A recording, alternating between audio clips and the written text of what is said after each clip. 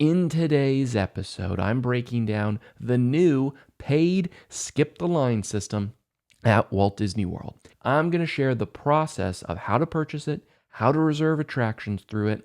I'm also going to give you some top tips that will help you when you're in the parks using it, and I'll be sharing some important information and steps you need to take before you even hit the purchase button. Welcome to episode 132 of the Vacation Kingdoms podcast, your ultimate guide to planning the perfect Walt Disney World vacation. Whether you're a first timer to Disney or a seasoned visitor looking for new adventures, this podcast is your go-to destination for all things Walt Disney World. My name is Connor Brown, and I'm a former Walt Disney World cast member, current Orlando local, and a seasoned travel agent specializing in Disney vacations. And in this podcast, I love being able to share my expertise and experiences with you.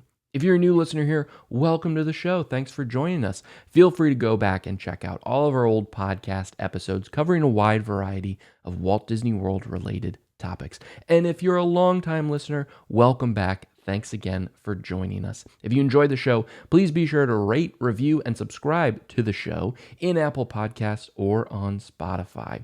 For those of you watching on YouTube, here's me waving. Hi, I'm waving at you. Thanks for joining us, YouTube. Hi.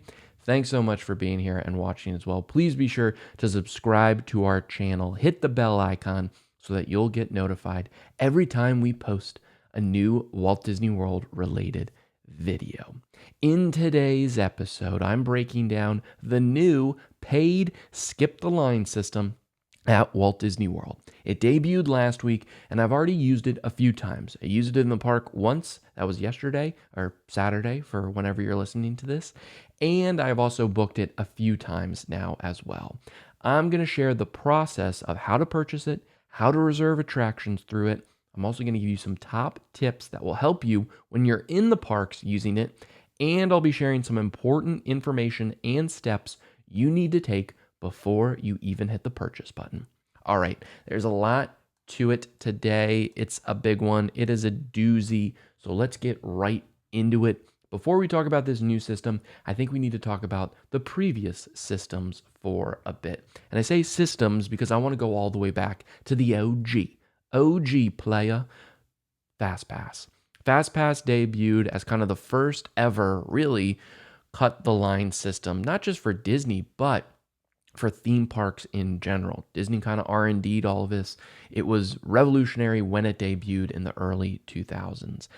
FastPass was a manual/physical system.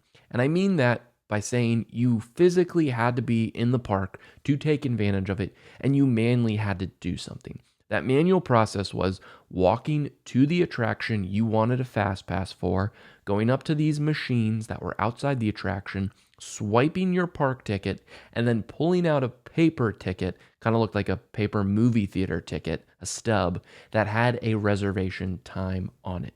So it was a manual and physical process, tactile, those sorts of things. Another important thing about FastPass was anyone could use it. Your only requirement was you had to be in the park that day to take advantage of it. It was totally complimentary to use. It was included with your park admission. Two big things that FastPass ushered in that we still have in place today is one, the hour window. So when you would pull that paper ticket out of the FastPass machine, you would get an hour window of when you could come back to ride the ride at a reduced wait. An hour window meaning from 4 to 5, this is when you can show up. The other big thing that FastPass brought in was a secondary line on almost all attractions. FastPass didn't start by being offered at every single attraction across property. No, it was only offered at a few in each park. But eventually, they retrofitted all existing attractions, and going forward now today, each new attraction is built with two lines. The standby line, which is the regular, has the wait time, anyone can go in it, and then the FastPass line, which is that secondary line, which there is a barrier to entry. Previously, the barrier to entry was showing the paper ticket at the time that you had a reservation for was now, and you could go on that ride. Those two things are still in place, the hour window and the dedicated secondary entrance. What has changed since that? I don't know. Almost everything else. FastPass was around for a while. It was a great system. People really liked it. Disney wanted to change it a little bit based on two things. One, they wanted to focus more on technology, and two, they did think that this was going to help people plan their vacation. And that's a lot of feedback they got about the regular FastPass was, we don't know what we're getting until we get there. All totally true. FastPass Plus is what morphed from regular OG FastPass. So FastPass became FastPass Plus, and it became it with this new system, this rollout of a system called My Magic Plus. My Magic Plus was kind of this holistic system comprising four things. The four things that My Magic Plus comprised was FastPass Plus, was My Disney Experience, both the site and the app, Magic Bands, and PhotoPass Memory Maker. PhotoPass Memory Maker being the online portal where you could review your photos that you took in the park at your own leisure. So those four things, they all debuted as this My Magic Plus bundle. They debuted around 2013. Pretty much we have every single one of those things still today. They might be less important, some might be more important, but today we still use those things that were ushered in back in 2013. Now, what changed from FastPass to FastPass Plus was one, the manual physical process was no longer. Gone were those machines next to each attraction. Gone were the paper FastPass tickets. Now it was all digital. It was a digital record of the reservations that you had for that day you were in the park. The other thing was, with regular FastPass, OG FastPass, you only could get it on that day, meaning you couldn't pull a paper ticket for a subsequent day. No, it was all that day. It was all in one fell swoop, one big swing. FastPass Plus introduced the notion of advanced selections, pre-arrival selections. You could select up to 3 attractions prior to getting to Walt Disney World for the length of your stay, depending upon when you were arriving. You were able to do that so that you had some sort of plan going into the parks. That's what Disney's big push for this was. That pre-selection, it was 60 days for anyone staying on site at a Disney-owned and operated hotel, and then it was 30 days for anyone staying at a non-Disney-owned and operated resort or an annual pass holder, somebody staying off-site, not in a Disney hotel. So those two notions, the whole system being encompassed digitally and the idea that you could pre-book in advance, that's really the two big things of FastPass Plus. Additionally, you could get a fourth FastPass once you used your first 3 FastPass Pluses when you were in the park. You could do that through the My Disney Experience app on your smartphone, or you could do it through digital kiosks located all around the Walt Disney World theme parks. Remember, this was 2013. The ubiquitousness of smartphones wasn't as prevalent as it is today. And even today, not everyone has a smart device. So those were the components for you booking FastPass Plus. I'll be honest with you. Disney was always a little slighted from the beginning or soon thereafter of introducing FastPass. Why?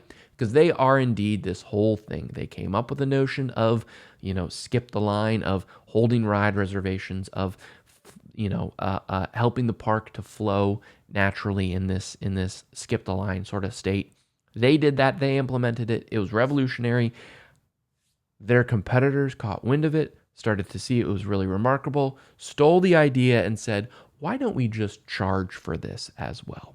And all of a sudden, places like Universal, Six Flags, other regional parks had their own FastPass system that guests were paying a lot of money for. So to think Disney was always slighted by that, they always thought, man, this would be a very lucrative business.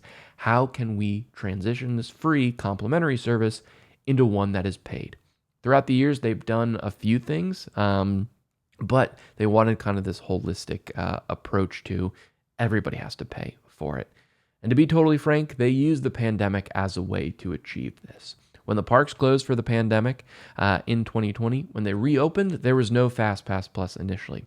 Months and months and months later, they introduced the new system, Genie Plus. So the pandemic really stopped FastPass Plus, the complimentary system, and then they introduced Genie Plus, this new paid system. Genie Plus was very different in the sense that FastPass Plus that you had for a few years prior to the pandemic, actually 7 years, almost 7 years prior to the pandemic, um, guests were used to pre-selecting things. Now you're kind of going back to that old school FastPass style of quote unquote booking stuff. You can only do it when you're in the park on that day, but also you're paying for it. Everything was also done through the My Disney Experience app, the app on the smartphone. So with Genie Plus, you could only purchase it the day of, from midnight to 7 a.m. or any part of the day, but it started at midnight. And you could only make your first selection starting at 7 a.m. Once you used one Genie Plus selection, you were able to make a new one. And again, these steps all existed within the My Disney Experience app. The issue with Genie Plus was the stress it caused. The stress it caused basically when you woke up in the day and you're essentially going blind into the park, right? You might have one reservation, one Genie Plus reservation. You might have one individual Lightning Lane reservation, but other than that, you don't really know anything else. Once you used a Genie Plus, you could book another one, but you wouldn't know what the availability was really until either A, you were being proactive and looking, or you used it and you could finally make a new reservation. So nothing was really guaranteed with Genie Plus.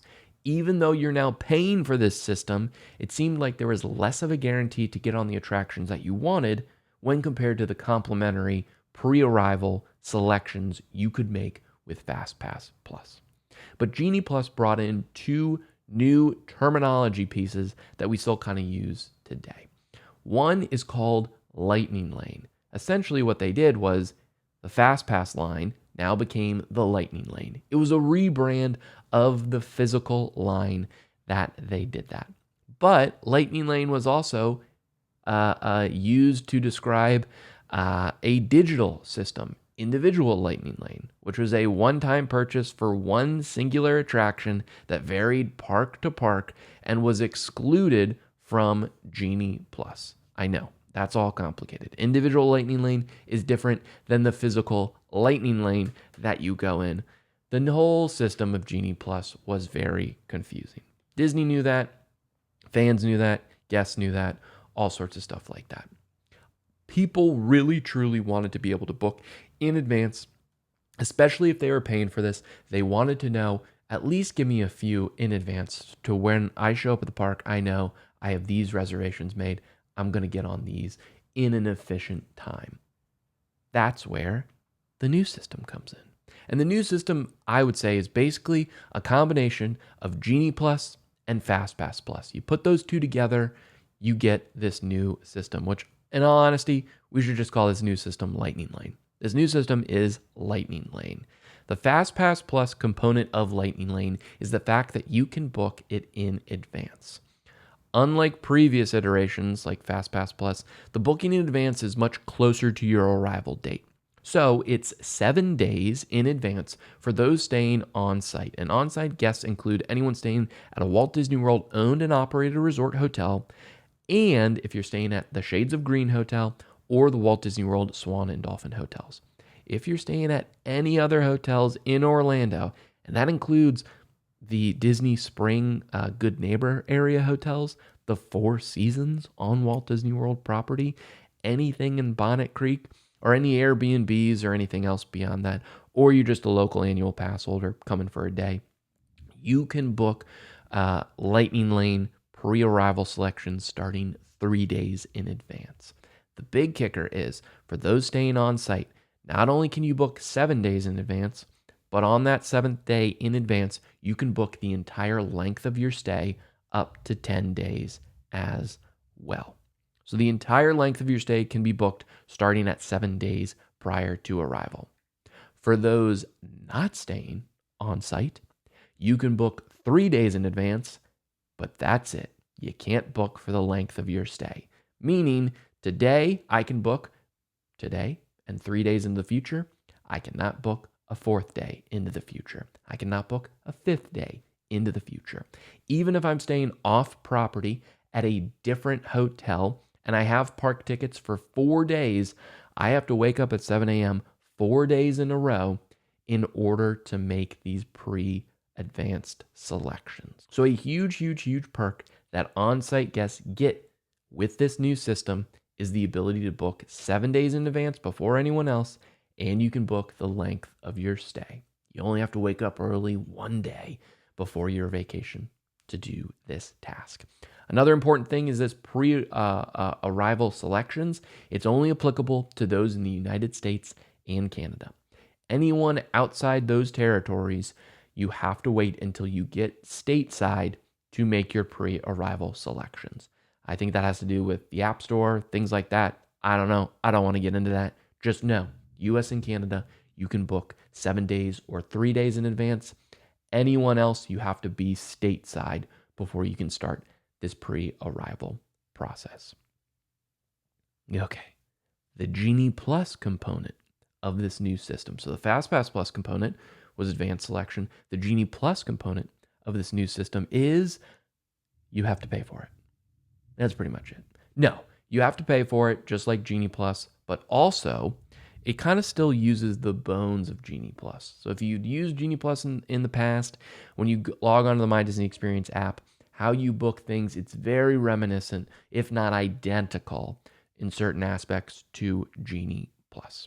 So this new system comprises 2 parts. Lightning Lane, right? That's the whole system. There's Lightning Lane Multipass. You can think of Lightning Lane Multipass as Genie Plus. When you purchase it, you get access to a slew of attractions in each park. Based on availability, you can make selections at any of these attractions. That works in a tiered system at some of the parks. Magic Kingdom, Epcot, and Hollywood Studios are in a tiered system. Multipass allows you to pre-book up to 3 attractions prior to arrival. That's why it's multipass. It's also multipass because it gets you access to multiple attractions. It's not just pre-booking one attraction 3 times. No, it's pre-booking up to 3 separate attractions. The tiered system in Magic Kingdom, Epcot, and Hollywood Studios works as such. All of the applicable attractions that apply for multipass are broken up into either an A tier or a B tier. An A tier has the more popular attractions. The B tier has the less popular attractions, but still some very, very popular ones. You can make of your 3, 1 selection in the A tier and 2 selections in the B tier, or all 3 selections in the B tier. So that's how the tiered system kind of works. When you purchase MultiPass, you can pre-book these things in advance, but you can only pre-book them at one park in particular. So if you pre-book Magic Kingdom, you make your 3 pre-arrival selections. All 3 pre-arrival selections have to be for that day at Magic Kingdom. You can then book a 4th one once you use one, and that 4th one can be at a different park based on availability, if you have the park hopper ticket, etc., etc. So that's the first part of this new Lightning Lane system, the MultiPass. The second part is the Lightning Lane Single Pass. And if you're familiar with the old systems, Lightning Lane Single Pass is essentially individual Lightning Lane. So Lightning Lane Multipass, remember, Multipass, multiple attractions. Like I said, a slew of attractions in each park can qualify or be a part of MultiPass, meaning you can potentially pick some if you purchase a MultiPass. I say a lot of the attractions in each park, not every attraction in each park. Typically, each park has one attraction, the most popular attraction, that is not included in MultiPass. It, if you want to ride it through the Lightning Lane at a reduced wait time, is a separate purchase. You do not have to purchase MultiPass in order to purchase a single pass. It can be separate, it can be together, it can be one or the other. Totally up to you. It can be none at all. Live your best life. You do you, girlfriend. Whatever that was. Okay, moving on quickly. At each park, there's 1 or 2 attractions that are Lightning Lane single pass. In Magic Kingdom, they have 2. They have Tron, Light Cycle Run, and Seven Dwarfs Mine Train. In Epcot, it's Guardians of the Galaxy Cosmic Rewind. At Hollywood Studios, it's Rise of the Resistance, Star Wars Rise of the Resistance. And then in Animal Kingdom, it's Avatar Flight of Passage. So those 4 are not in multipass. They're separate. You can purchase them one at a time, those sorts of things. So with multipass, you're going to have those 3 reservations. When you get to the park, you're going to be able to use your first one, and then via the My Disney Experience app, you can book a 4th one. And then when you use your second multipass reservation, you can book a 5th one, and so on and so forth, based on availability, of course. Basically, the way that this system works, multipass, is you can always be holding up to 3 Lightning Lane reservations at a time. Those do not include the single pass reservations that you purchase separately. 3 multi-pass reservations you can hold at any one time. Like I said previously, your 4th selection can be at a different park. Currently, you do not need to purchase a multi-park, multi-pass Lightning Lane yet. The reason I say that is with Genie Plus, you would purchase it for a park as well, and each park had a different price. Or you could purchase the multi-park or the Park Hopper Genie Plus, which allowed you to use it at any of the 4 parks that one day if you could park hop to those parks. It was always the most expensive, but it always was the exact same price as Magic Kingdom. Right now, if you purchase a multi-pass, you only have to purchase it for the first park you're going to. You can then use it at any subsequent parks you go to beyond that, again, based on availability, and as long as you have a park hopper option on your ticket. So you don't have to purchase a different tiered for that. It's just the one tier. It's just the one tier. All right? I got to take a deep breath because this is a lot. And I know it's a lot. And I know it's crazy. And I want to let you know that this episode is an overview, right? A new overview to a new system. It's me sharing my initial thoughts and experiences with that system. But additionally, I will have future episodes, future videos, future social posts, what have you, where I dig in more to the strategy. If you ever have any questions, reach out to me, Connor, CONOR, at vacationkingdoms.com, and I'd be happy to answer any questions that you have. So let's get back to this. Pricing wise of this new system, what's it like? Well, prices can fluctuate. They can fluctuate day by day, park by park. The highest price that I've seen currently is $27 per person per day. The lowest I've seen is $16 per person per day. And any number in between 27 and 16, I've seen thereabouts. Again, this is per person per day. So if you want to buy a multi-pass and it's $20 for that day per person, if you're a family of 4, it's going to cost you $80 for your entire family to get that multi-pass. Magic Kingdom always seems to be the highest. Animal Kingdom always seems to be the lowest when it comes to pricing for multi-pass. Single pass prices. This price seems more consistent, meaning the attraction that a single pass, you can purchase a single pass at, those prices for that attraction seem to remain consistent through the first few weeks, month that they have posted this information right now. So the highest I've seen is $22 a person. Remember, that's just for one ride. Single pass is just one ride on one attraction, $22 a person, and that's been for Rise of the Resistance. On some days, that $22 per person is the same as a multi-pass price for Hollywood Studios. So with a multi-pass, again, you can get up to 3 advanced selections plus whatever you get beyond that, if there's anything available, for $22 compared to Rise of the Resistance. Just a one-time ride on that is also $22. That to me is crazy. The lowest single pass I've seen has been $11 for Seven Dwarfs Mine Train at Magic Kingdom. The thing with single pass is you can purchase up to 2 a day. You cannot purchase 2 of the same one in a day. You can purchase 2 separate single passes each day. So a perfect example is Magic Kingdom. Magic Kingdom has Tron Light Cycle Run as a single pass and Seven Dwarfs Mine Train as a single pass. If your family of 4 wants to go on both of those, you can absolutely purchase a single pass to both Tron for all 4 people in your party and a single pass to Seven Dwarfs Mine Train for all 4 people in your party. Beyond that, you can't purchase a third single pass. The other way that the single pass works is, let's say you're going to park hop and you're going to start your day at Epcot and then you're going to park hop to Animal Kingdom. Let's reverse that. You're going to start your day at Animal Kingdom and then you're going to park hop to Epcot at night. That sounds better. You can purchase 2 single passes at 2 separate parks. You can only purchase 1 at each park. Obviously, you can only purchase up to 2. But to start your day, you can purchase a single pass at Flight of Passage in Animal Kingdom. And then you can also purchase a single pass for Guardians of the Galaxy Cosmic Rewind at Epcot.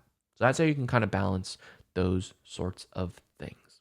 So that's the structure of it, right? That's what you can get, what it comes with, sample pricing that we see right now. Prior to booking, there's some steps that you're going to want to ensure are taken care of. Number 1, all of these things are done through the My Disney Experience app. Not a mobile web browser, not a desktop browser where you're logging into My Disney Experience. It can only be done through an app on a smart device. The pre-arrival selections, modifying things, the selections beyond your 4th selection when you're in the park, all of those things, it has to be done on a smartphone through the My Disney Experience app. That's the only way to do this. So you want to make sure your My Disney Experience app, 1, is downloaded to your smartphone, and 2, you have all the important information already in there so that when your time comes, your 7-day or your 3-day window prior to arrival, you're good to go. First things first in My Disney Experience, if you're staying on site at a Walt Disney World owned or operated resort hotel, you want to make sure that your hotel reservation is linked. This will tell the system that you're staying on site, that you have tickets, and you're qualified for that 7-day arrival window. What would suck is you don't link your hotel reservation. You go to open the app 7 days prior to arrival. Your hotel reservation is not there and it says, oh, you can't book now. You have to wait until 3 days before.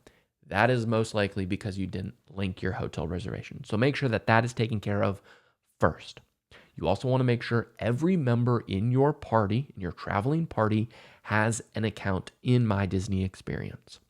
It can be a child account if they are a child. And a child account is simply you as the adult create an account in My Disney Experience, and then you manage child accounts. So there's no email attached to it. It's your own profile that you also manage. You can also do that for adults too. Adult could be a child account, an account that you manage.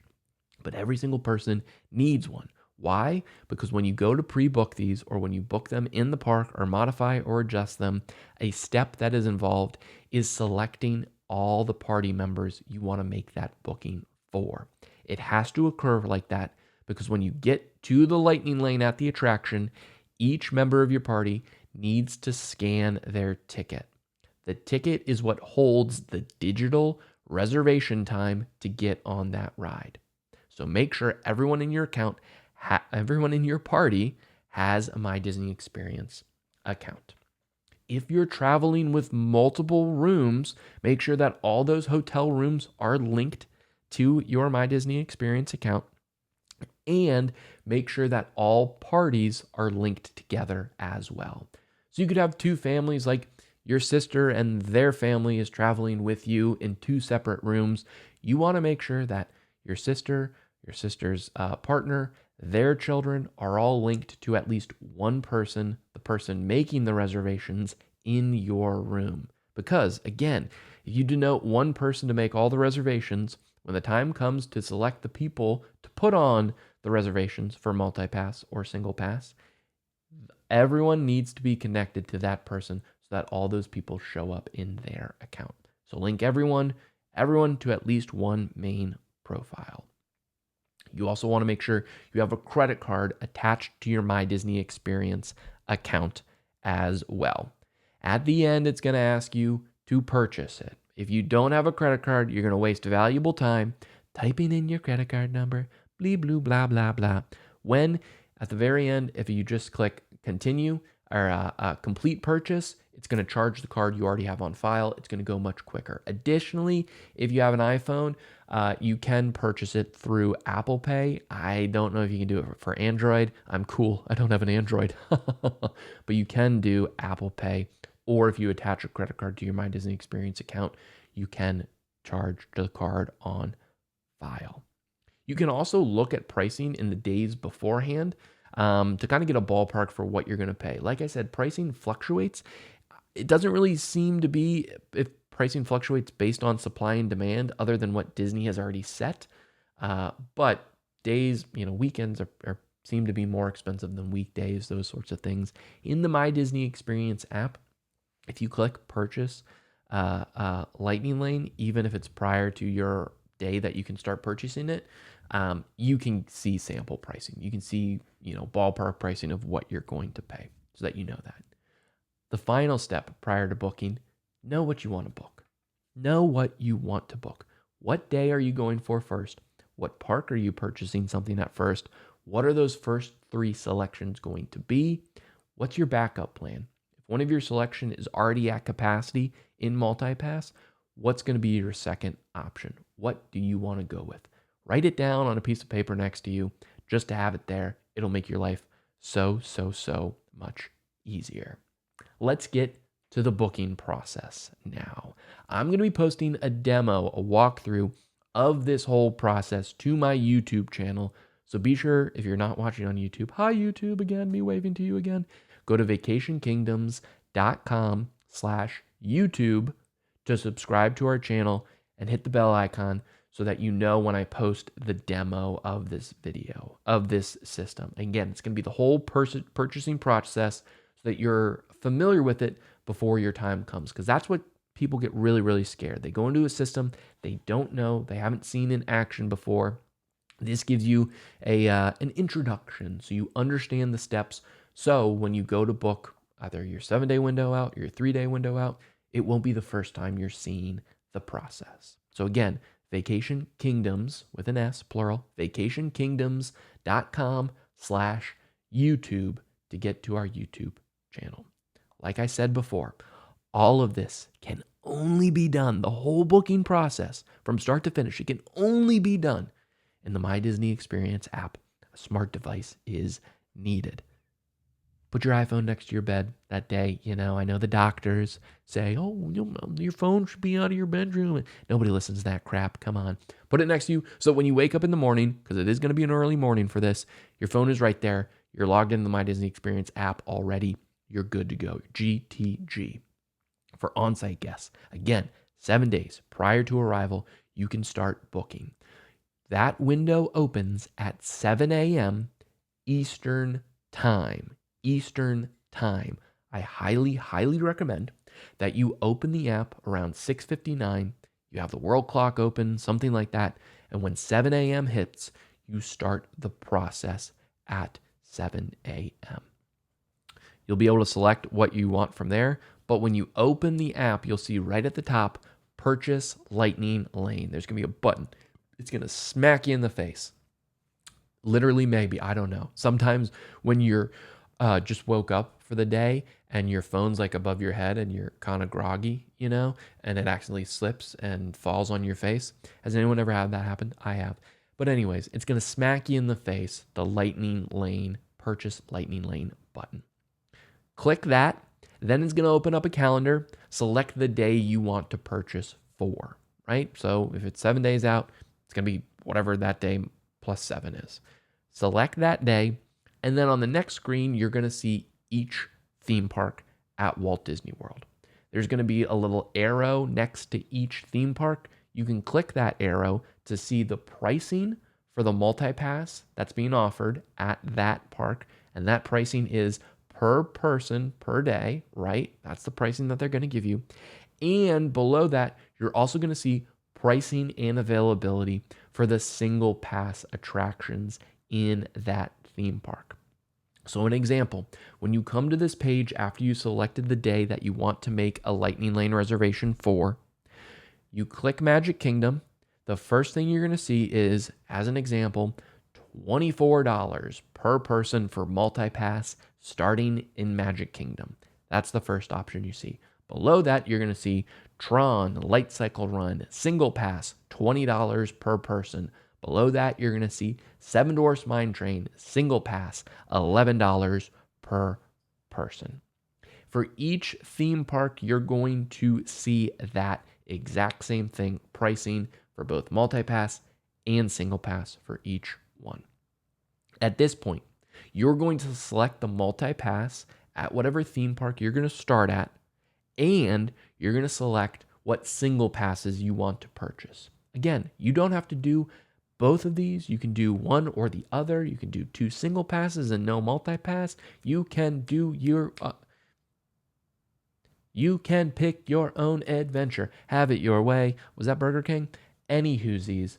You're going to select right next to it. It's going to be a checkbox. Click it, pick it, bada bing, bada boom. And again, your multi-passes, those have to be at one park, but your single passes can be at 2 parks. So in this process, in this initial process, you could pick a multi-pass at Magic Kingdom.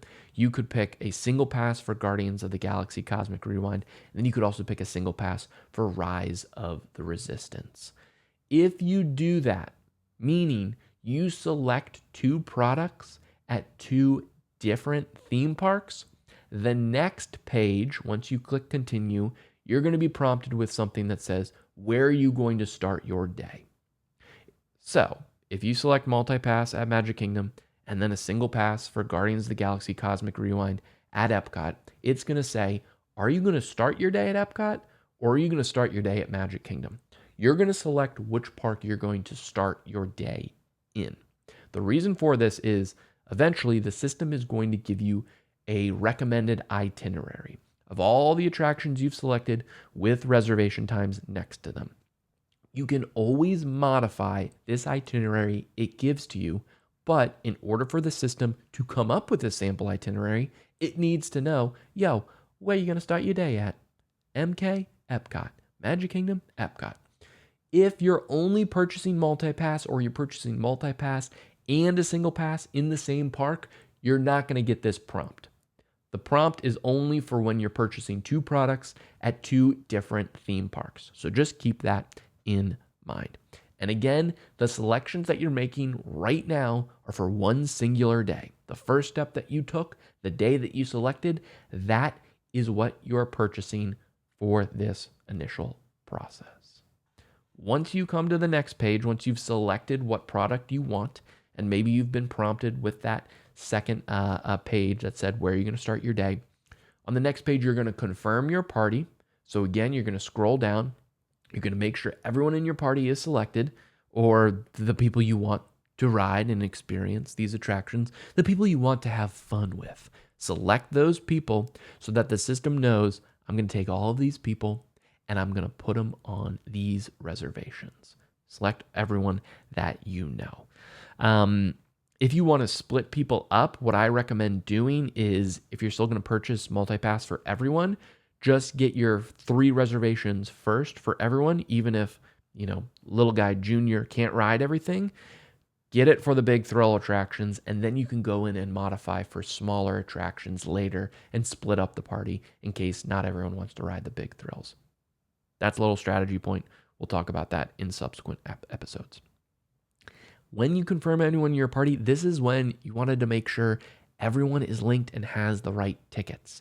So again, when you link your hotel reservation, be sure that tickets are there if you purchased a vacation package through Disney, through your travel advisor. I am a travel advisor as well. So if all this sounds super complicated to you and you don't know where to start, you should book with me, because it's complimentary for me to give you this kind of advice so that when you do go and make your reservations, you feel more comfortable in that process. Reach out to me, Connor, CONOR, at vacationkingdoms.com, and I can get you booked. I can help you sort through all of this if you book through me.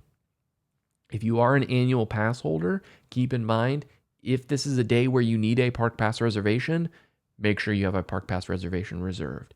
At this step, if you don't have a Park Pass reservation reserved and you needed one for this day, it won't let you proceed. It'll say this person doesn't have an eligible ticket. In reality, it means this person doesn't have the right Park Pass allotted. The main thing is Saturdays and Sundays still you need a Magic Kingdom Park Pass if you're an annual pass holder. Oh boy. I gotta keep reminding myself to breathe because it's so much information. It's so much information. Once you've selected everyone in your party that you want to ride, a couple of things are going to happen. One, it's going to start to give you the price, like the total price. And that's when you go, woo, awooga. That's a big number, or it's a small number, or whatever it is. It is to your own. You select everyone, you see the pricing, you continue. You still haven't paid for anything yet. This is one of the fun things, or the nice things I like about this new system. You can go through the entire process. You can reserve, quote unquote, reserve all of your ride reservations before you purchase anything. So with Genie Plus, prior, you had to purchase it, and then maybe you got what you wanted, maybe you didn't. This does the reverse. You get all the selections you want, or close to it, and then it says ready to purchase, so you can make that decision at that time. Nah, this price isn't worth it, or maybe it is. Once you select everyone in your party that you want to ride with you, the next page will actually be where you select those attractions. The attractions you're selecting here are for multi-pass.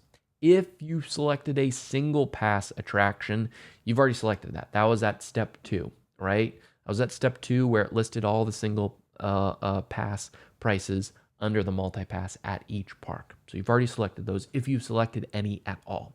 This section is merely to pick your pre-selected ride reservations through multi-pass. Again, it's a tiered system for Magic Kingdom, Epcot, and Hollywood Studios. The first tier you'll get is tier A, and it'll say up top, select one option from this tier. And then in tier B, it'll say select 2 options from this tier, or you can select all 3 options. One interesting thing is if you purchase multi-pass, you don't have to make 3 selections. You can just make 2. You can make 1 and purchase it. I wouldn't recommend that. Throw in a random attraction, even if you don't think you like it. Get the most out of your money for this. Select those and then click continue. At this point, the system is going to look through all the possible reservations, see where there's availability, at what times, and try to put together an itinerary that makes the most sense. It wants to get it as close as possible without overlapping. You can modify to overlap it. We'll talk about that in a second. But it just wants to give you a somewhat consistent thing. Sometimes if it's a super popular attraction, there might be a wide gap in between those things. But it's just trying to put a sample reservation together. Once it populates, what's going to happen is it's going to show you all the reservations it got for you. If you don't like a time at a reservation, there's a modify button under each attraction. Click that, and then based on availability, it's going to give you a number of hours. So it'll be like 9 a.m., 10 a.m., 11 a.m. When you click the hour, it's then going to give you 3 options within that. Those options, it'll say like, you select 9, then it'll see, okay, your options are 9:05, 9:25, 9:45. That is the start time of your reservation. So if you select the 9:25 option, your hour window is 9:25 to 10:25. 9:25 to 10:25. So go through all of your attractions selected in this sample itinerary. And again, if you have multi-pass and you already selected some single passes, it's going to be everything. It's going to be all 3 multi-passes you select and any additional single passes. You can modify any of them. You can modify the single pass. You can modify the multi-pass. If you like what you got, great.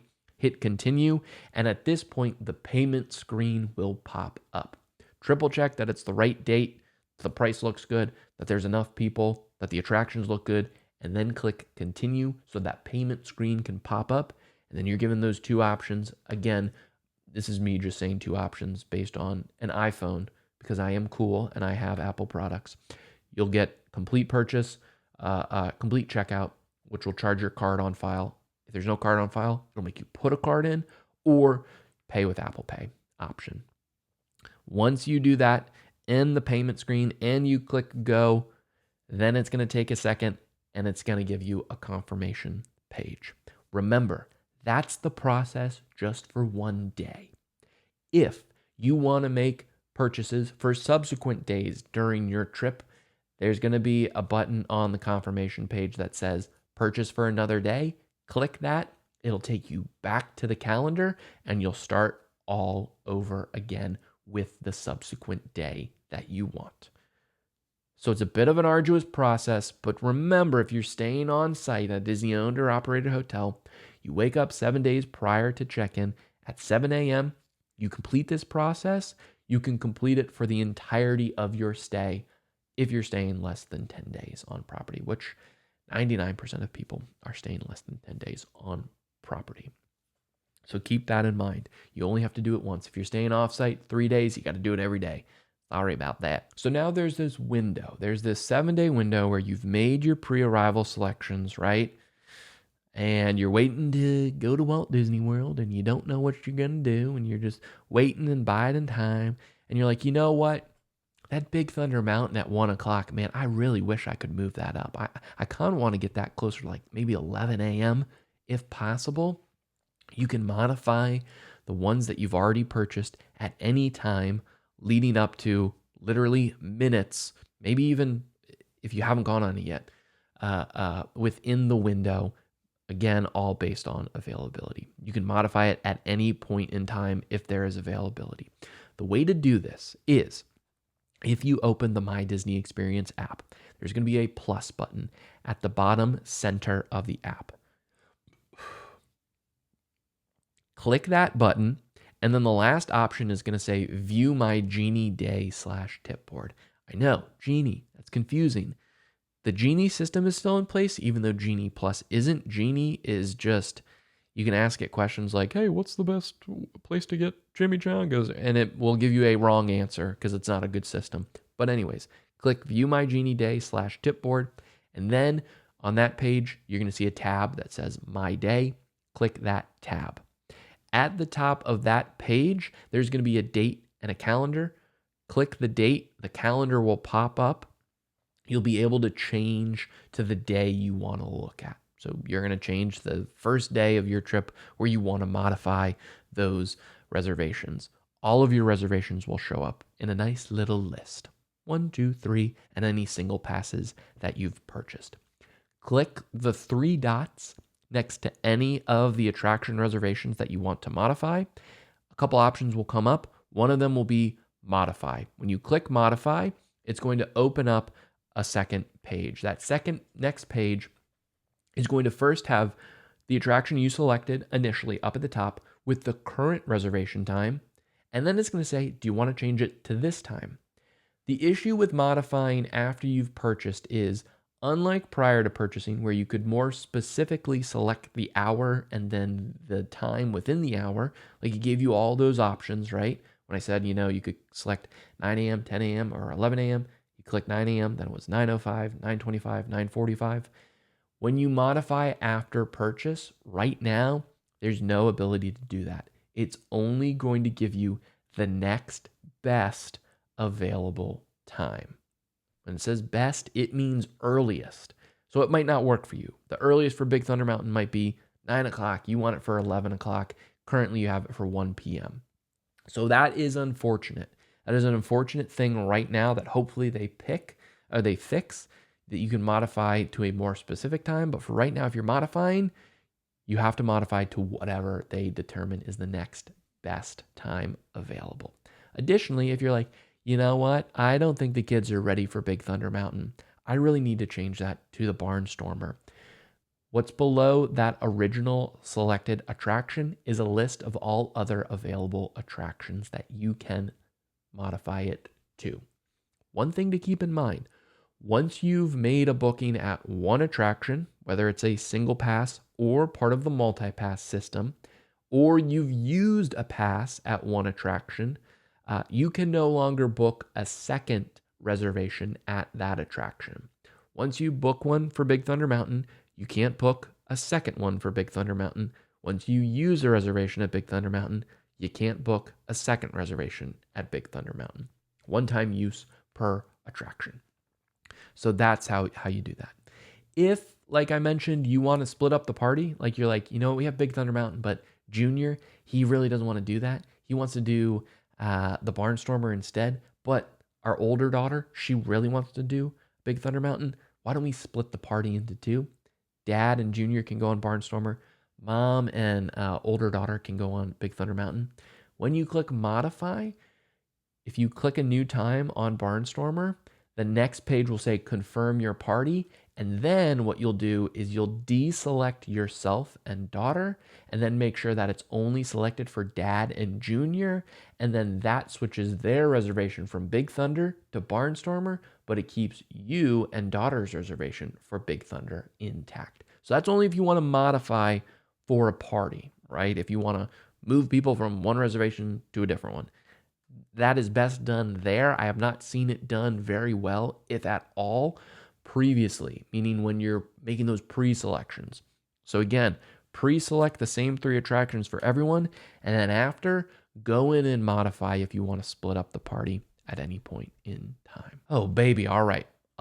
Still a lot, right? We've talked about the old system. What is the new one? How you make this how you make these advanced selections. Now let's talk about the in-park process. Because remember, you have 3 with multi-pass advanced selections that you make. When you show up in the park, once you use your first reservation, you can then make another reservation. In fact, it's not even using that, it's scanning into your first reservation. Remember how I said, when you get to an attraction, there's 2 lines. There's a standby line, and then now there's the lightning lane. The lightning lane has these turnstiles. They're not even turnstiles. They're touch points, tap points. You're going to go and tap each person in your party's theme park ticket. It's going to light up green. That's how you get through the lightning lane when your lightning lane reservation becomes available. Disney says once you've used your first selection, your first multi-pass lightning lane selection, you can then book your next one. In reality, it's not when you use it. When you use it, sounds like after you get off the ride. No, in reality, it's when you tap your theme park ticket at the tap style. That's when you can start looking for your next one. Because that tap is what tells the system they're here, they've quote unquote used this reservation, open up the next reservation window for them. So once you scan, if you open up the My Disney Experience app, right at the top, it's now going to say, hey, Lightning Lane, you can now make another selection. Sometimes, keep this in mind, this is important to keep in mind, there's only one tap style when you enter at the beginning. Sometimes there's 2. That's to prevent line cutters in certain lines. So just make sure that if you tap once, and you're in line and you open up the My Disney Experience app and it says it's not saying I can make another selection, wait and see if there's another tap style further down the line. If there is, then you tap that and then you can open up the app and see what you have. In order to make your 4th selection and then subsequent selections when you are in park, what you're going to do is open up your tip board. You can do this 2 ways. One, right on the home screen where it says you can now make another selection, there's going to be a prompt that says make another selection, click that button. Additionally, you can click the plus button at the bottom of the app, bottom middle of the app. And again, that table is going to open up and the bottom selection is going to be View My Genie Day /tip board. When you click that, the tip board is going to come up. That is going to have all the available Lightning Lane multi-pass selections you can make. It's going to default to the current theme park you're in. Up at the top, next to the theme park, there's going to be a little line that says Change Park. If you click that, it'll open up a menu of all 4 theme parks. You'll select which one you want, and then once you select that, it'll open up the tip board with all the available Lightning Lanes at that theme park that you selected. Again, what it's going to show is just the earliest available time. It's not going to give you an option to pick. You can pick at 11, you can pick at 1, you can pick at 2. No, it's going to give you the next earliest time. Select which one you want and reserve it. If you have Park Hopper, this fourth one that you're making, once you've scanned into your first one, this fourth one can be at a different theme park as long as you have the Park Hopper ticket option. It can be at a different theme park as long as you have the Park Hopper ticket option. And then the fifth one can be at a different one, and the sixth one, all based on availability. But that fourth one, that's the first one that can be at the second park you're going to go to that day. If you don't get a good time, that's okay. Still reserve it so that you have it, and then you can keep refreshing the app. And what I mean by that is when you click modify on the time that you got, on the reservation that you got, it's going to open up that window where it's going to say, hey, here's the next available time. If there's no next available time, it's going to say, this is it. You got it.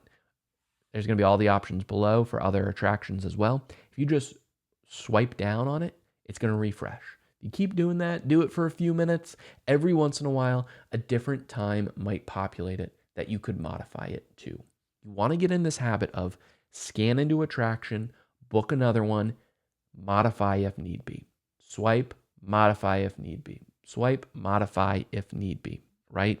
Scan, check the app, book your next one, modify as needed. The reason you want to check and book right after you scan, that time is going to be the best time for availability. As more people get in the park, as latecomers are like, you know what, I'm going to buy Lightning Lane right now, and they buy it when they're in the park, which I don't advise. You need to do it beforehand to get the best ROI on this system. As more people start to do that, as more people start to change and modify their plans, as more people start to book their fourth one, availability is going to go down. There are less hours in the day. Availability is going to go down as well. So the best way to do it, scan, look for a new one. If you really want to maximize this system, that's how you do it. Also, once you scan, know ahead of time what's the next one I'm going to try to book. That way you can easily see, okay, I want to do this one. I'm going for this attraction next, and you can look at it a little bit clearer. Once you book one, book another one. Again, you can hold up to 3 multi-pass Lightning Lane reservations at any one time. I tested it out in the parks yesterday, Saturday. Whenever you're listening to this on Tuesday, if you are in real time. What I did was I booked Animal Kingdom multi-pass 3 days in advance. That was actually the first day that multi-pass was available. I booked 3 days in advance. I'm an annual pass holder here in Orlando, and I booked Expedition Everest, Navi River Journey, and Kilimanjaro Safaris. The reason I did it at Animal Kingdom is because Animal Kingdom opens an hour earlier than all the other parks. So I got the earliest Lightning Lane reservation across property. For Expedition Everest, it was at 8:05 a.m. Again, the park opens at 8. The reason I did that, I want to put it through its paces. I wasn't testing it for a strategic point of view. I was simply testing it to see, once I book this at 8:05 and I scan in at 8:05, what's my options looking like down the road? What I was able to do is eventually I was able to get 3 more options beyond the first 3 I selected. So I rode Everest, Navi River Journey, and Kilimanjaro Safaris.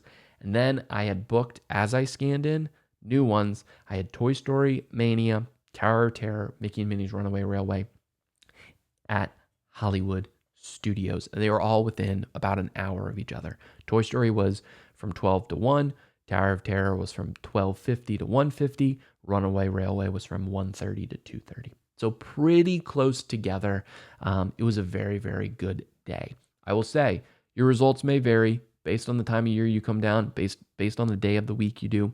Also consider, I was just by myself, so I was only looking for one reservation for one person. Availability is a bit easier, and I have I have a lot of experience with the previous iterations, both Genie Plus and FastPass Plus. So I know the system, I know how to check, I know how to constantly look for stuff. If you want to see the whole experience, I encourage you to go over to my Instagram at Vacation Kingdoms on Instagram and check out the highlight I put together of Lightning Lane. It goes through the whole process. You can get a demo of everything. You can see my experience in park, refreshing, changing things from this to that to the other. There you go. Oh boy, oh boy. What a day. What an episode. What a week, really, if you think about it. Overall, I do think that this system will be more beneficial than the previous system. What I always loved about FastPass Plus was the ability to pre-book, to go into the park knowing I got these 3 reservations in the bank. Anything else is gravy, right? Of course, you want to ride more than 3 attractions, but you know what that is going forward. Now we have to pay for it. That is what it is, but we can at least see beforehand, are the reservations going to be good? If they are, I'm willing to make that purchase. You might not be, but knowing the system and knowing how it works does give you that option to one day maybe test it out or still avoid it at all costs. It is up to you. It is totally up to you. In subsequent episodes, I'll be doing more strategy, I think, talking about those sorts of things. But for now, that was an overview of the new Lightning Lane system. Again, it's still in its infancy, less than a week old. I'll be testing it more. I'll be in the parks more, manipulating stuff, doing all this stuff. I'll be sure to have future, not only episodes, but videos on YouTube, social posts, Instagram, follow us, and more covering the strategy behind all of this, because there's going to be a lot of strategy involved when it comes to what am I going to book here? What am I going to book there? All that stuff. I'm looking forward to it. I love this kind of stuff. I hope you're looking forward to me helping you out. I don't know. We'll see what it is. But I hope this overall was a good look into the new system at Walt Disney World.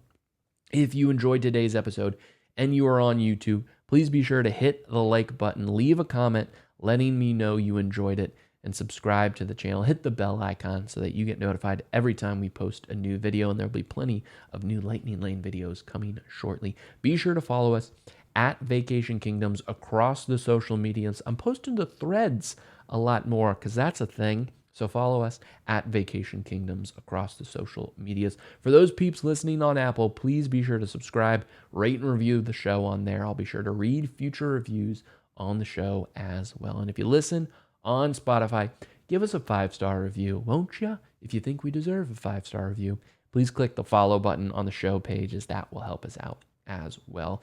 If you like the show, please be sure to share it with someone you think might enjoy it, or someone you know is planning a Walt Disney World vacation as well. And if you are ready to book, or you are looking for more advice when it comes to Lightning Lane, I can help you book. I can help you plan your trip to Walt Disney World, and I would love to help you do that. As the director of agent development and a travel advisor with Keys to the Castle Travel, I'll help you find the best deals, answer any questions you have. I'll be an advocate for you. I'll be someone you can turn to for advice. And the best part is the booking of your trip. Me helping with the booking of your trip is absolutely free. That won't cost you a dime. So reach out to me, Connor, C-O-N-O-R, at vacationkingdoms.com, and I can help you book a trip. If there is ever anything else I could ever do to help you out, or if there's any questions you ever have, please feel free to reach out to me, Connor, C-O-N-O-R, at vacationkingdoms.com. I'd love to hear from you. And that will do it for this episode of the Vacation Kingdoms podcast. I've been Connor Brown, and until next time, keep LTD, living the dream, and I'll see you real soon.